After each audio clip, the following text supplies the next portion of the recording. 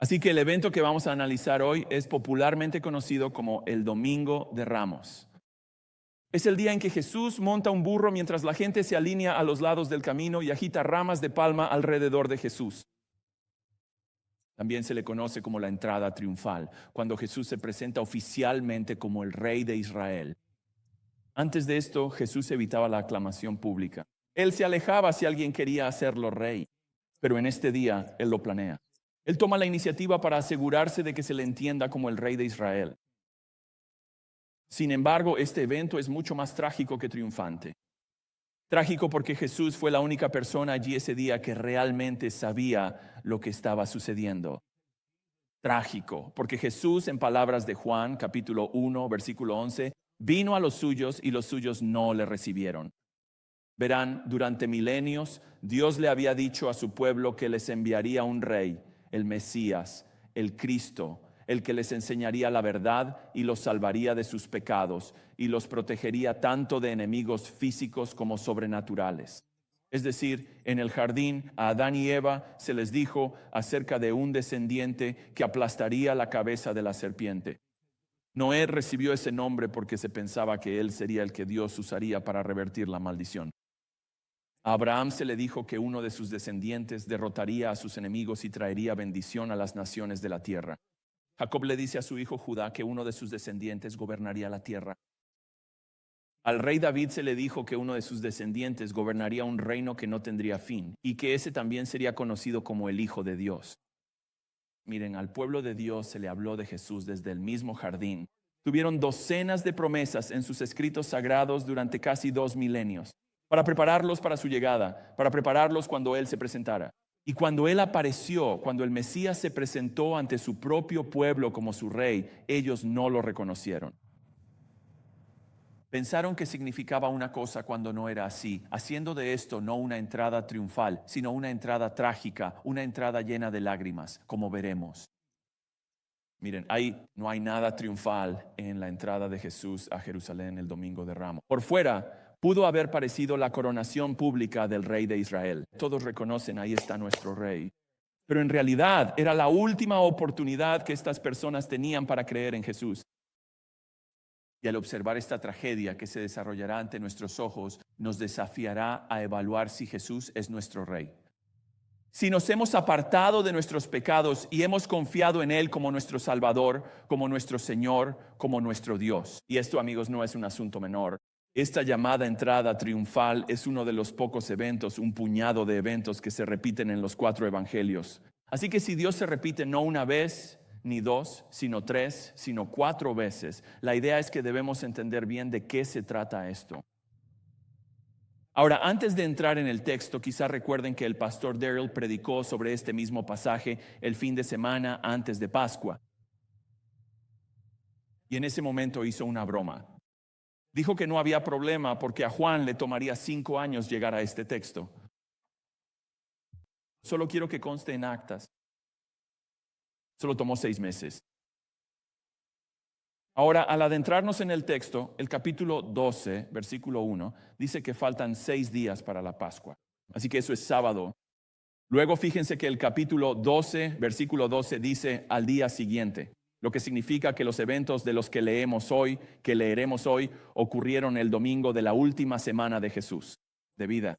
Para el viernes Él estará muerto. Ahora, el capítulo 11, versículo 55, dice que muchas personas viajaron a Jerusalén para la festividad de la Pascua. Algunos estiman que había más de 1 millón, tal vez incluso 2 millones de personas allí en ese momento. Así que al imaginarte estos eventos en tu mente, no pienses en un pequeño grupo de personas aquí con un par de ramas de palma.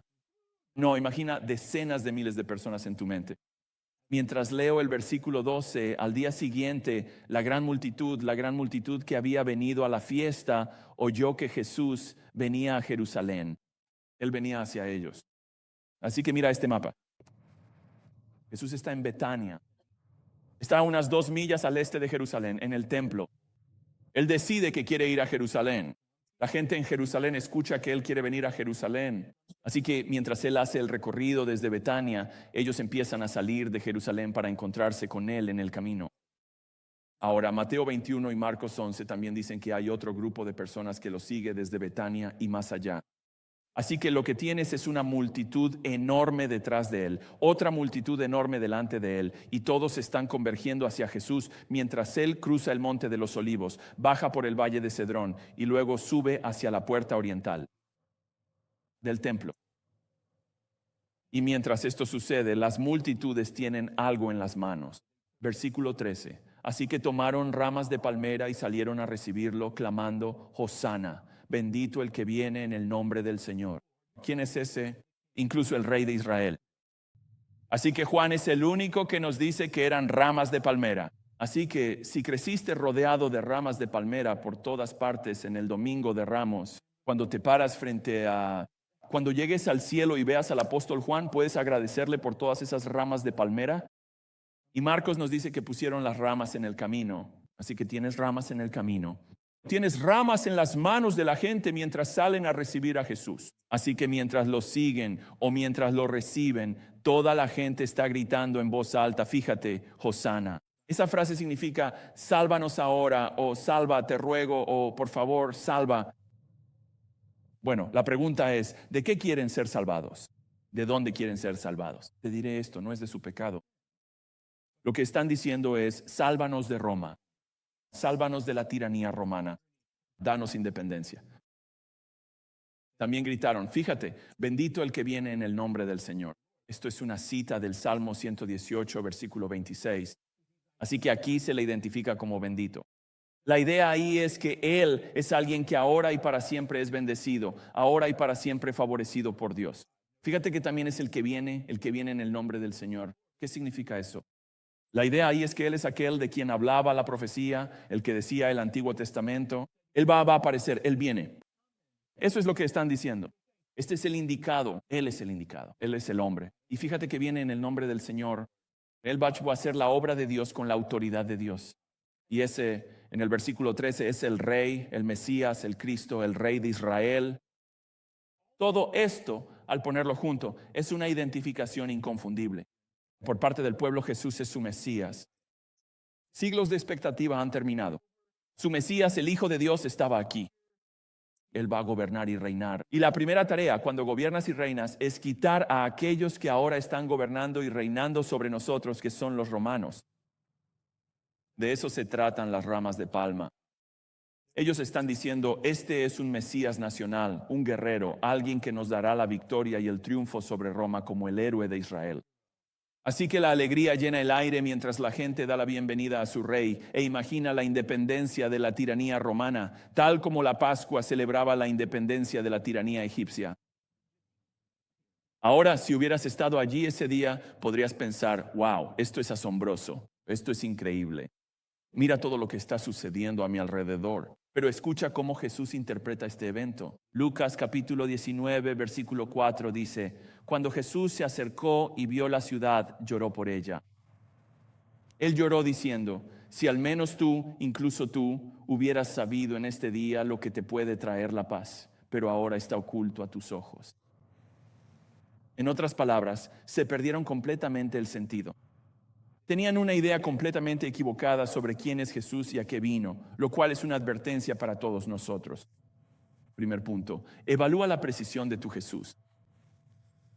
Punto número 1, evalúa la precisión de tu Jesús.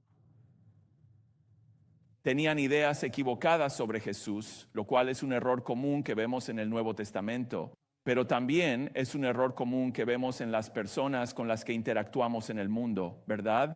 Recuerden Mateo 24, versículo 5, Jesús dijo, muchos vendrán en mi nombre diciendo, yo soy el Cristo. Muchos significa no unos pocos, no algunos, no un puñado. Habrá varios, numerosos, muchos falsos Jesús allá afuera. Y la idea es, tengan cuidado, estén alerta. Hay muchas personas que afirman ser Jesús, pero no son el verdadero. Pablo advierte a los cristianos en 2 Corintios 11:4 que tengan cuidado con los falsos maestros que proclaman, cito, otro Jesús diferente del que nosotros proclamamos.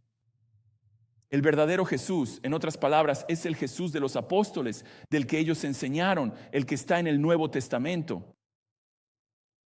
Solo hay un Jesús, así que simplemente decir J-E-S-U-S no lo convierte en el verdadero Jesús. Lamentablemente, quien dice una persona que es Jesús suele estar determinado más por lo que siente que por lo que dice la Biblia, ¿verdad? Quiero decir, tal vez hayas escuchado a alguien decir esto antes. Bueno, mi Jesús no lo haría. Bueno, mi Jesús nunca haría eso. Bueno, mi Jesús es... Y justo antes de toda clase de herejía y empiezan a decir cualquier disparate. Escucha, así como solo hay un verdadero tú, solo hay un verdadero Jesús. Y ese único Jesús es el Jesús que predicaron los apóstoles, el Jesús que se encuentra en las páginas del Nuevo Testamento.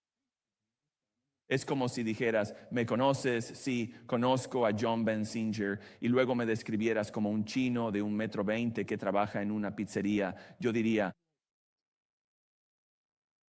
puedes decir John Bensinger, ¿pero qué? Tienes a la persona equivocada. Lo mismo ocurre con Jesús. Por eso es fundamental que evalúes a tu Jesús, el Jesús en el que crees, comparándolo con el Jesús revelado en el Nuevo Testamento. Si no coinciden, me alegra decirte que tienes a la persona equivocada, porque el Nuevo Testamento tiene al correcto. Así que si Jesús no es Dios, no se convirtió en Dios por su obediencia, pero ya sabes, pero no, si Él no es eternamente Dios, verdaderamente Dios, tan Dios como el Padre es Dios y el Espíritu es Dios, si Jesús no es eternamente Dios, entonces escucha, tienes al Jesús equivocado. Ese Jesús no existe. Si tu Jesús no es humano, tal vez lo pienses como una conciencia o algún tipo de semidios, pero no es verdaderamente humano, tan humano como nosotros somos humanos, aunque sin pecado. Si ese no es tu Jesús, un Jesús verdaderamente humano, entonces, de nuevo, crees en un producto de la imaginación de alguien, no en el Jesús real. Si tu Jesús es un maestro, un mártir, un ejemplo, pero no es el salvador del pecado, de tu pecado personal contra Dios, si no murió en una cruz y sufrió en tu lugar como tu sustituto para soportar la ira que mereces por tus pecados personales, si ese no es tu Jesús, tienes a otro Jesús, no al Jesús real, el único Jesús que existe. Si tu Jesús no es Señor, Maestro, Jefe, Rey, el que manda, el que tiene toda la autoridad en el cielo y en la tierra, aquel por quien vives y a quien sirves, a quien buscas agradar y a quien amas con tu vida. Si Él es solo como, sí, casi ni pienso en Él. Él está allá arriba haciendo lo suyo y yo aquí abajo haciendo lo mío y de vez en cuando le hago un gesto de respeto. Pero aparte de eso, simplemente vivo para mí. Si ese es tu Jesús, entonces estás en la persona equivocada. Que Jesús no existe. El verdadero Jesús es el Señor del cielo y de la tierra y tiene derecho a decirnos qué hacer. Y por su pueblo nos encanta hacer lo que Él nos dice que hagamos. Porque no podemos creer que Él salvaría nuestras almas del infierno y queremos complacerle. Y si vuestro Jesús no es el único camino al cielo, el único camino, la única senda, la única verdad, el único nombre dado bajo el cielo, por el cual alguien será salvo, si ese no es tu Jesús, si tu Jesús es solo una de las muchas maneras de ser salvo, entonces crees en un Jesús que no existe, un Jesús que no es el verdadero.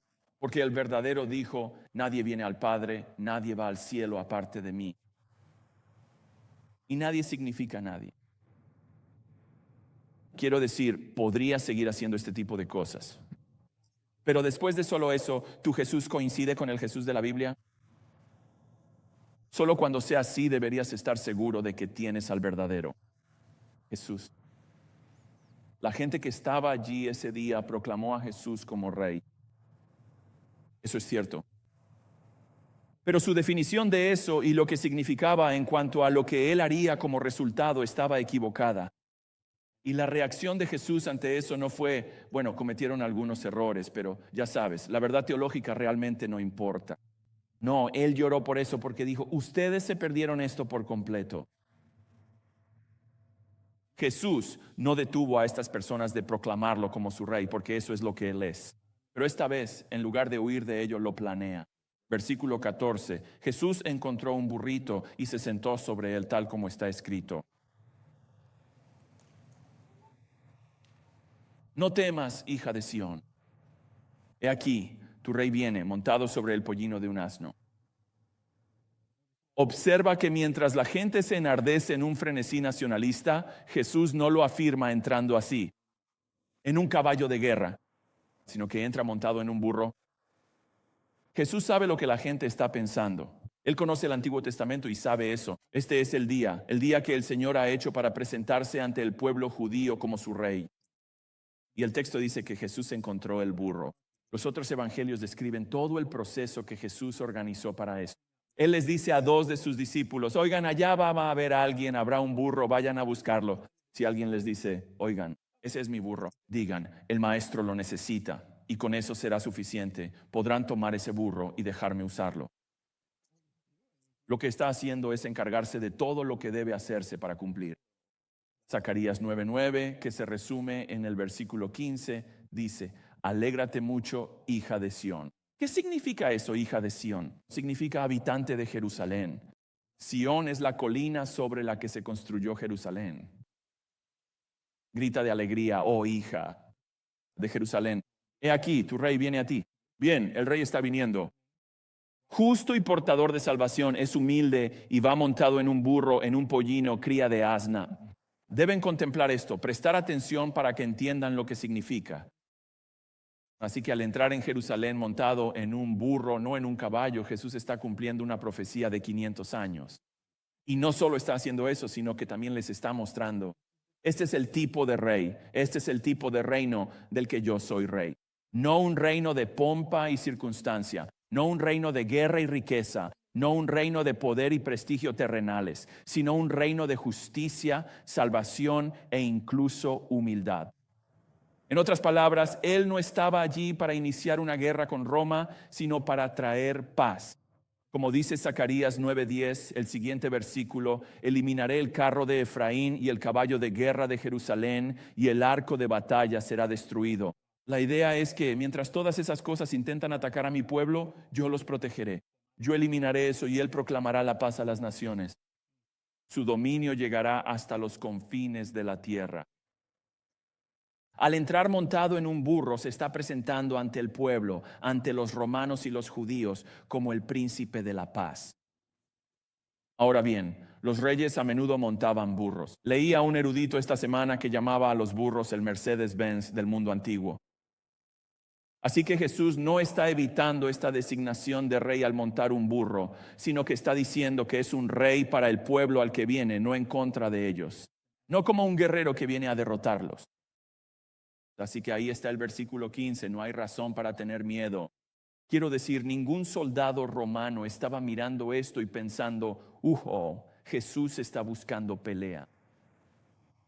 Así que Jesús se está proclamando a sí mismo como rey, pero no sobre un reino terrenal, nacionalista, sino uno que no es de este mundo, como dirá en Juan 18:36.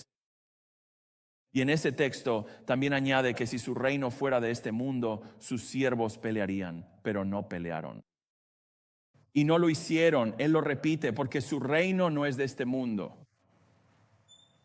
¿Qué es lo que ellos querían? Un reino de este mundo. Ahora suma todo eso en Zacarías 9 a Daniel capítulo 9 versículos 24 al 26 que predicen el día exacto en que Jesús entraría en Jerusalén montado en un burro presentándose como su Mesías. Y la idea es Zacarías 9, Daniel 9, júntalo todo, no hay excusa para ninguna otra respuesta que no sea apartarse de su rebelión y entregar sus vidas a Cristo. Pero eso no fue lo que pasó. No sucedió porque, según Jesús en Lucas 19:44, la gente allí ese día no reconoció el tiempo de su visitación. Cuando Dios se había esforzado tanto para asegurarse de que supieran el momento en que el Mesías se presentaría como su rey. Y no fueron solo el pueblo judío y los líderes judíos. Incluso sus propios discípulos no entendieron. Mira el versículo 16. Sus discípulos no entendieron estas cosas. Ahora leo eso y me anima saber que incluso aquellos que estuvieron con Jesús por más de 2 años, había cosas que no entendían. Así que pienso, está bien, eso me ayuda. Sus discípulos no entendieron estas cosas al principio, en ese momento. Pero cuando Jesús fue glorificado, entonces recordaron que estas cosas habían sido escritas acerca de Él y que le habían sucedido a Él. Así que ni siquiera sus discípulos entendieron lo que estaba ocurriendo justo delante de sus ojos mientras Jesús entraba en Jerusalén montado en ese burro. La gente gritaba y citaba las Escrituras. Pero el texto dice que después de que Él fue glorificado, es decir, después de que murió y resucitó y después de que el Espíritu vino a sus vidas, entonces entendieron estos acontecimientos a la luz de las profecías dadas acerca de Jesús. Así que después de todo eso, si hay algún triunfo en la entrada triunfal, es que Jesús cumplió la profecía y se presentó a Israel como su rey, aunque ellos no lo entendieron. Ahora bien, el pueblo tuvo un Antiguo Testamento completo durante 400 años. Tenían sinagogas que deberían haberles enseñado la verdad, y tal vez lo hicieron, pero aún así no lo comprendieron, lo cual es una advertencia para nosotros sobre el punto número 2, entender la importancia de la profecía. Entiende la importancia de la profecía. La profecía tiene mala fama hoy en día por todos los falsos profetas que andan por ahí, pero la profecía es una palabra bíblica. Se refiere a un mensaje cuyo origen último es Dios. Así que 2 Pedro 1:21 dice que la profecía es el resultado cuando los hombres hablaron de parte de Dios. Ahora bien, cualquiera puede decir que Dios les habló. Pero escuchen, ya no hay más profecía bíblica. La verdadera profecía, la profecía bíblica, terminó. Terminó hace 2000 años y por eso no se han añadido más libros a la Biblia desde entonces. El canon está cerrado. Habiendo dicho eso, la importancia de la profecía es, primero, que la verdadera profecía tiene credibilidad de origen. Credibilidad de origen. En otras palabras, la verdadera profecía se cumple, lo que prueba que el mensaje viene de Dios. Deuteronomio 18:21 es de gran ayuda en esto. Dios hace esto muy fácil para nosotros. Quiero decir, si alguien viniera y te dijera, tengo una palabra del Señor para ti, y es esta. Por ejemplo, ¿cómo sabrías si eso es legítimo o si simplemente deberías ignorarlo? Escucha Deuteronomio 18:21. Si dices en tu corazón, ¿cómo sabremos la palabra que el Señor no ha hablado?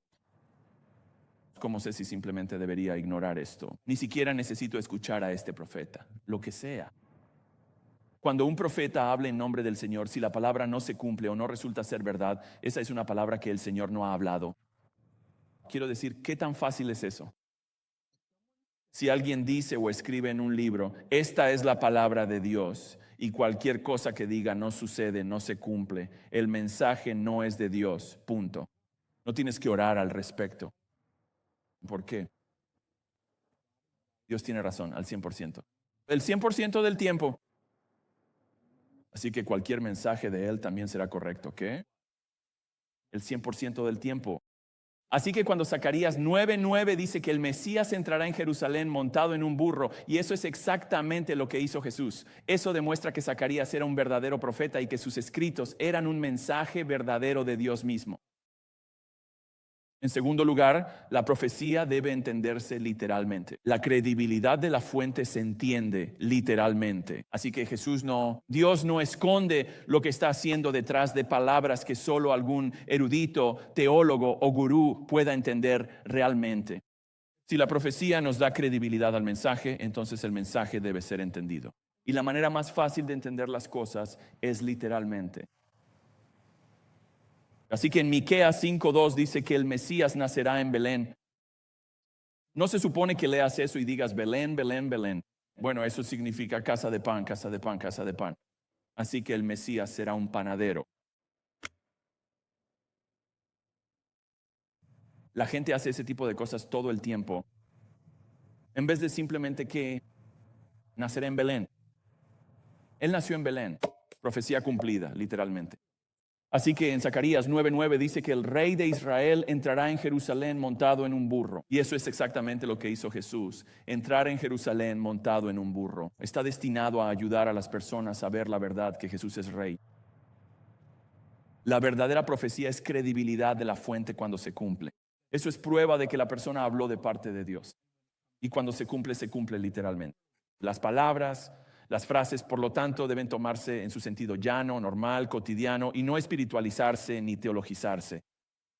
En general, el significado literal de la Biblia, desde la narración hasta la profecía, pasando por todos los géneros intermedios, da el significado verdadero y correcto que nos enseña lo que debemos esperar de las profecías sobre la segunda venida de Jesús.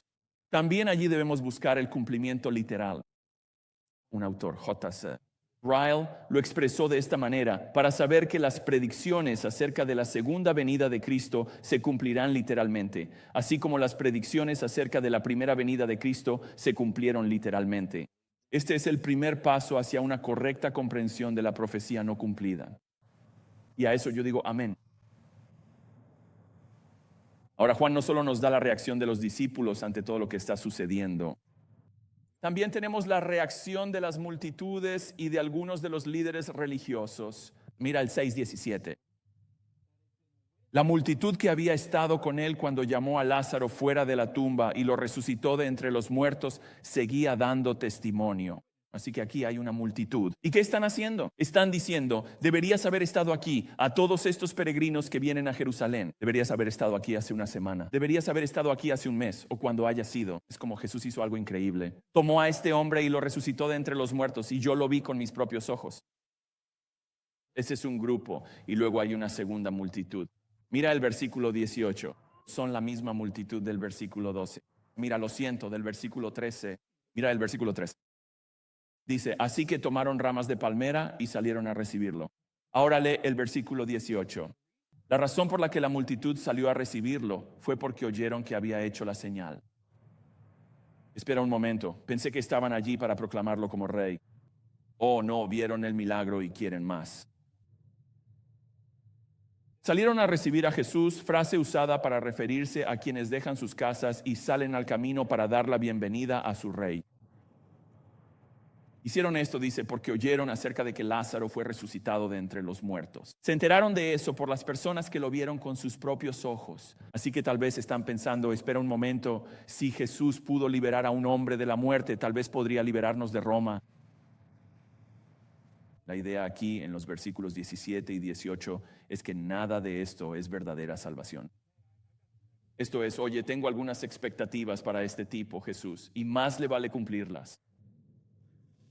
Es curiosidad, ya sabes, ¿podría Jesús darme lo que quiero? Después de que le dio a María y a Marta lo que querían cuando deseaban que su hermano resucitara de entre los muertos. Bueno, dos multitudes hacen una masa de gente. Llama la atención de los fariseos, versículo 19. Entonces los fariseos se dijeron unos a otros: ven que no están logrando nada. Así que un grupo le habla al otro grupo: no están logrando nada. Miren, el mundo se ha ido tras él. Así que recuerden, si estuvieron aquí, capítulo 11, versículo 57, dice que todos los líderes religiosos, incluidos los fariseos, exigieron: si saben dónde está, díganos, porque necesitamos arrestarlo, es decir, matarlo. Aquí está, ya no se está escondiendo. Está ahí para que todos lo vean. Y todo lo que pueden hacer es quejarse al respecto. Es como si un grupo de fariseos estuviera reprendiendo al otro grupo, como diciendo: debieron habernos escuchado. No serías tan popular si nos hubieras escuchado. No lograste nada. Además, están súper celosos porque la gente no está haciendo lo que ellos decían. Toda la gente lo está proclamando como rey, lo cual ellos simplemente detestan. La conclusión para la gente y para los líderes: ese día, el domingo de Ramos, la entrada triunfal, esta coronación pública, la conclusión de ese día se ve en el capítulo 12, versículo 36.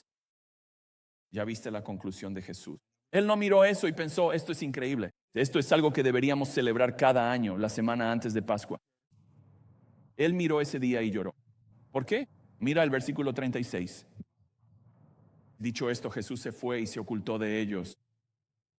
Aunque había hecho tantas señales milagrosas delante de ellos, todavía no creían en él. Pero realmente están interesados en él. Quieren cosas de él, afirman alguna verdad sobre él, lo admiran. Ellos no creen. Y es por eso que la entrada triunfal es más trágica y lacrimógena que triunfal. Después de esto veremos en el versículo 20 que la gente querrá venir y hablar con él. Marcos nos dice que después de esto él entra en el templo, mira alrededor y luego se va.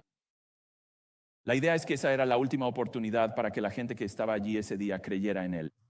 Pero perdieron su oportunidad, lo cual debería llevarnos a todos al punto número 3. Date cuenta de que tú también puedes perder tu oportunidad. Date cuenta de que puedes perder tu oportunidad. Ellos perdieron su oportunidad de creer en Jesús. No entendieron el tiempo de su visitación. Así como muchas personas hoy en día no entienden la oportunidad que tienen de creer cuando, como ahora, se les presenta a Jesús. Quiero decir, hoy en día hay mucho fervor por Jesús, por ir a la iglesia y por la Biblia. Quizás estamos experimentando un avivamiento en este momento. Solo el tiempo lo dirá.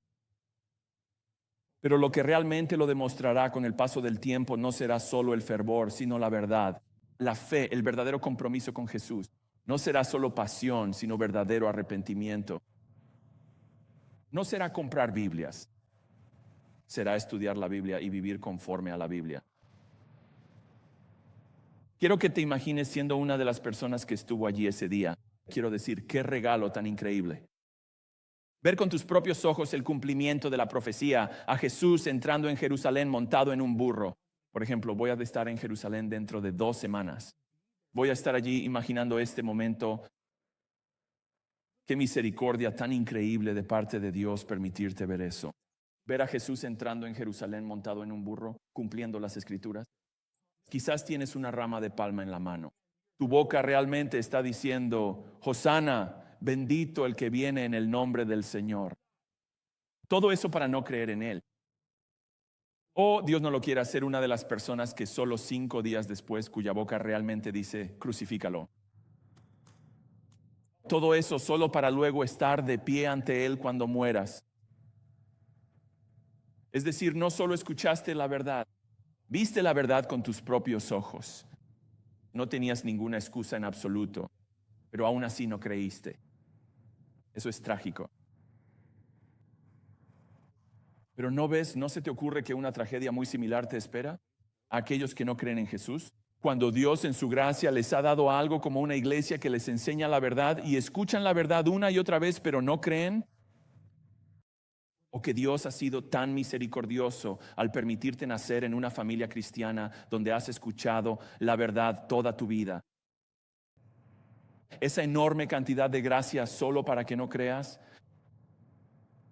Toda esa exposición a la verdad solo para que no creas. Eso es trágico.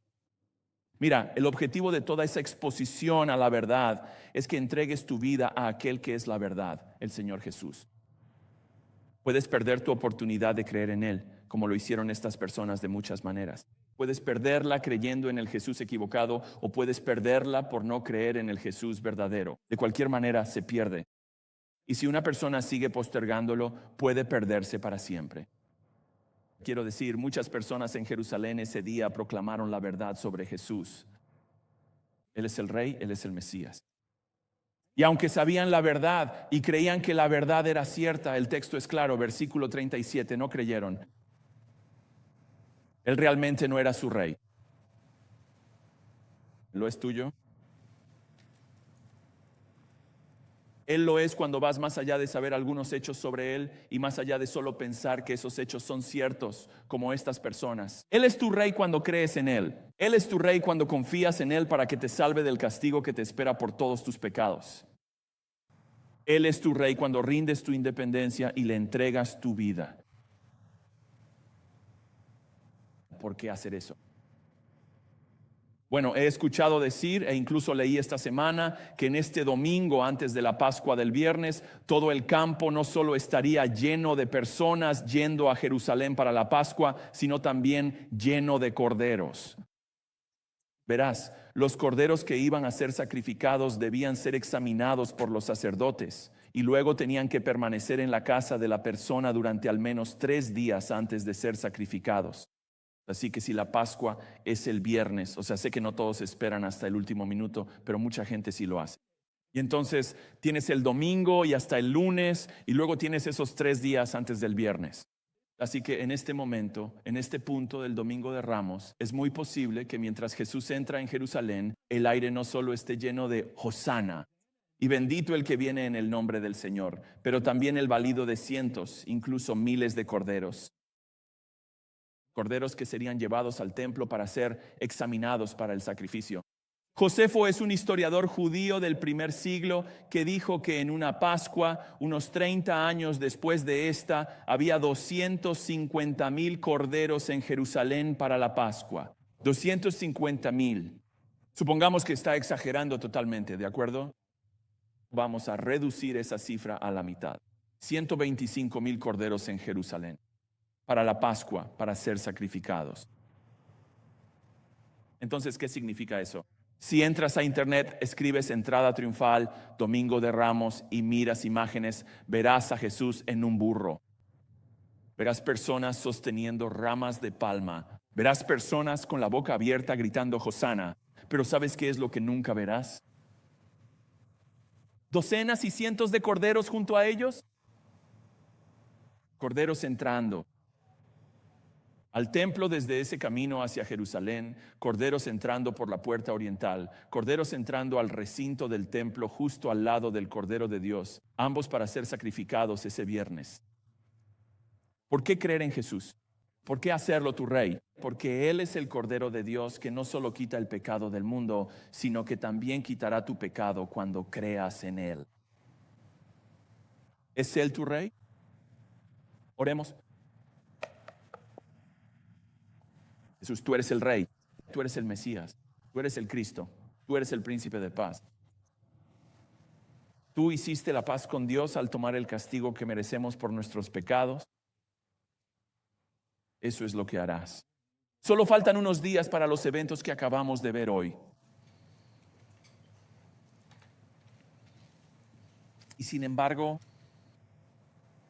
aunque eso fue lo que hiciste, hubo muchos allí ese día alrededor de ellos que no lo entendieron.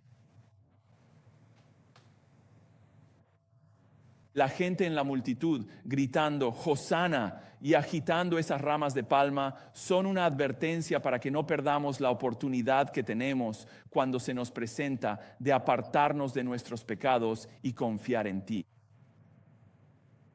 Gracias por ser tan misericordioso y permitir que las personas que escuchan mi voz oigan estas verdades. Obra en sus corazones, obra en sus almas, obra en sus mentes para vencer su rebeldía, para vencer su resistencia, que doblen la rodilla y crean en ti.